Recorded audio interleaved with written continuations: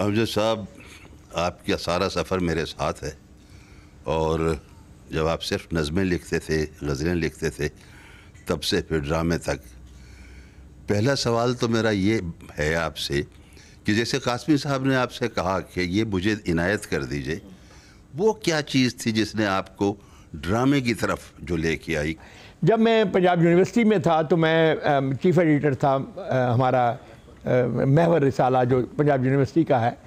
तो अतर शाह खां अपने हमारे मशहूर, उन्होंने बहुत लाखों में तीन और पता नहीं तरह तरह की चीज़ें बहुत उम्दा लिखी उन्होंने, ह्यूमर की। उनका लाखों में तीन चलता था। तो उस ज़माने में टीवी सेट बहुत कम हुआ करते थे, ब्लैक एंड वाइट टीवी था। तो होता ये था कि जब कभी वो मुझे मिलते थे तो मैं उनसे बात करता था कि ये तुम्हारा जुमला बड़ा अच्छा था, या ये सीन बड़ा अच्छा था, या ये क्या लिख दिया तुमने, वगैरह वगैरह। तो एक दिन वो मुझे कहने लगा कि तुम खुद ड्रामा क्यों नहीं लिखते।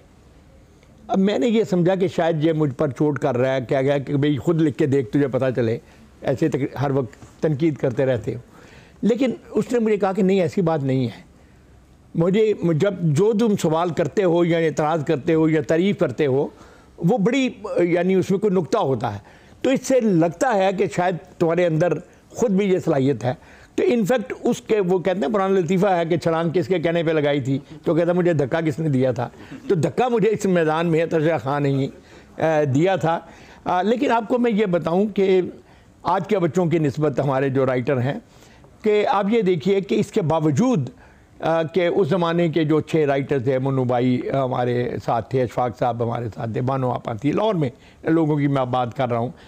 तो ये लोग जो हैं ये मुझे थपकी देने वालों में से थे कि तुम ड्रामा लिख सकते हो। लेकिन इसके बावजूद मुझे 5 साल लगे टीवी पर मेरा पहला ड्रामा होने में। तो मैं ये आपकी वसातत से हमारे जो नए लिखने वाले हैं उनको ये थोड़ी सी एक नसीहत, तो ज़रा भारी भर कम लफ्ज़ है, मशवरा ज़रूर दूंगा कि यार इसको किस काम के लिए काम को सीखना भी पड़ता है, मेहनत भी करनी पड़ती है। देखिए आर्ट जो है वो अल्लाह ताला हमें किसी इंसान को बिल्ट इन है, वो DNR उसमें आ जाता है।